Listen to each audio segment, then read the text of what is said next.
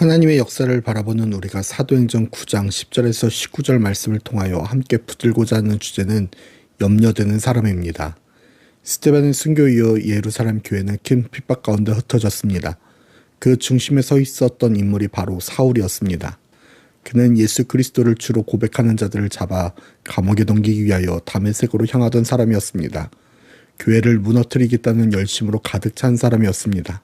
그런데 그 길 위에서 그는 부활하신 주님을 만났습니다. 자신이 핍박하던 바로 그 예수님을 직접 만났습니다. 그 만남 앞에서 그는 눈이 멀어 쓰러질 수밖에 없었습니다. 확신으로 가득 차 있던 인생이 한순간에 무너졌습니다. 사람들의 손에 이끌려 다메섹으로 들어가야 했습니다. 이미 초대교회 성도들 사이에서는 사울에 대한 소문이 퍼져 있었습니다. 그는 위험한 사람이다. 그는 교회를 무너뜨리는 자다. 그는 믿을 수 없는 사람이다. 그 이름 자체가 공포였습니다. 그때 다메섹에 있던 제자 아나니아에게 주님이 나타나십니다. 그리고 말씀하십니다. 일어나 지가라 하는 거리로 가서 사울이라 하는 사람을 찾으라. 아나니아 입장에서는 이것은 쉽게 순종할 수 있는 명령이 아니었습니다. 이미 스데반은 순교했습니다. 성도들은 감옥에 갇히고 교회는 흩어졌습니다. 그 중심에 사울이 있었습니다. 그런데 주님은 바로 그 사울을 만나라고 말씀하십니다. 더 놀라운 것은 주님의 선언입니다. 그는 내 이름을 이방인과 임금들과 이스라엘 자손들 앞에 전하기 위하여 택한 나의 그릇이라. 초대교회에 사람이 부족했던 것도 아닙니다. 12사도가 있었고 7 집사가 있었고 오순절에 성령을 받은 수많은 성도들이 있었습니다. 그런데 하필이면 하나님께서 사용하시겠다 말씀하시는 사람이 교회를 무너뜨린 사울이었습니다. 이것은 하나님의 방식입니다. 사람은 과거를 보지만 하나님은 부르심을 보십니다. 사람은 현재의 모습으로 판단하지만 하나님은 장차 이루실 계획을 보십니다. 사람은 두려움으로 멈추지만 하나님은 은혜로 새 일을 시작하십니다. 아나니아는 염려했습니다. 그는 믿을 수 없는 사람이었습니다. 신뢰할 수 없는 사람이었습니다. 가까이 가기 두려운 사람이었습니다. 그는 거절할 수도 있었습니다. 모른 척할 수도 있었습니다. 주님, 그 사람은 아닙니다 라고 끝까지 말할 수도 있었습니다. 그러나 아나니아는 주님의 말씀 앞에 자기의 생각을 내려놓습니다. 자신의 판단보다 하나님의 말씀을 더 신뢰했습니다. 그리고 사울을 찾아갑니다.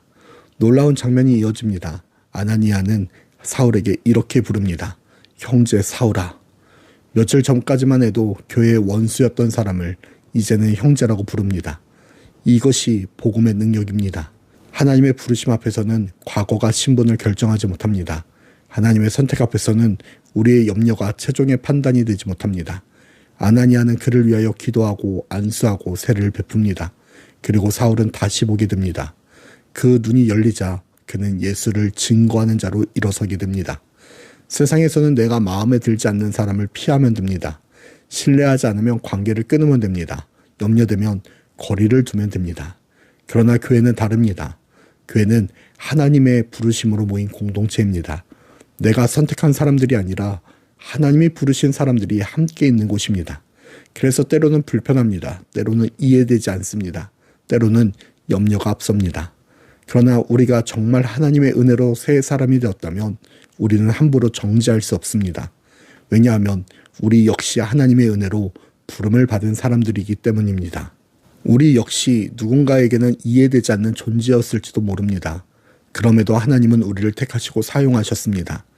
하나님의 부르심에는 후회하심이 없습니다. 하나님이 택하신 사람을 하나님은 끝까지 붙드십니다. 그러므로 우리는 염려되는 사람을 보며 낙심하는 대신 그를 통해 일하실 하나님을 기대해야 합니다. 내 눈에는 부족해 보이지만 하나님은 그를 통하여 새로운 역사를 이루실 수 있습니다. 내 기준에는 미흡해 보여도 하나님은 그를 당신의 그릇으로 빚어가실 수 있습니다. 사랑하는 불꽃교회 성도 여러분, 우린 다릅니다. 생각도 다르고 경험도 다르고 배경도 다릅니다. 그래서 서로를 온전히 만족시키지 못합니다.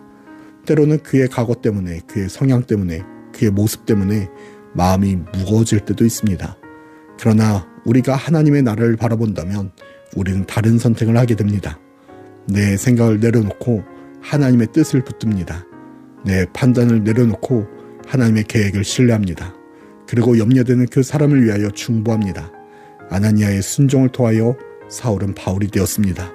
그리고 하나님은 그를 통해 복음을 온 세상에 확장하셨습니다. 오늘 우리가 순종하지 않으면 어쩌면 하나님의 큰 역사를 놓칠 수도 있습니다. 그러므로 오늘 이 새벽 내 마음에 걸리는 그 사람을 위하여 기도합시다. 내가 판단하던 그 사람을 위하여 중보합시다. 그리고 하나님께서 그를 통하여 이루실 일을 기대합시다. 우리는 나를 위하여 살아가는 사람들이 아니라 하나님의 나라를 위하여 부르심을 받은 백성입니다. 염려되는 사람이 아니라 하나님이 사용하실 사람으로 바라보는 믿음이 오늘 우리 모두에게 있기를 주님의 이름으로 축복합니다.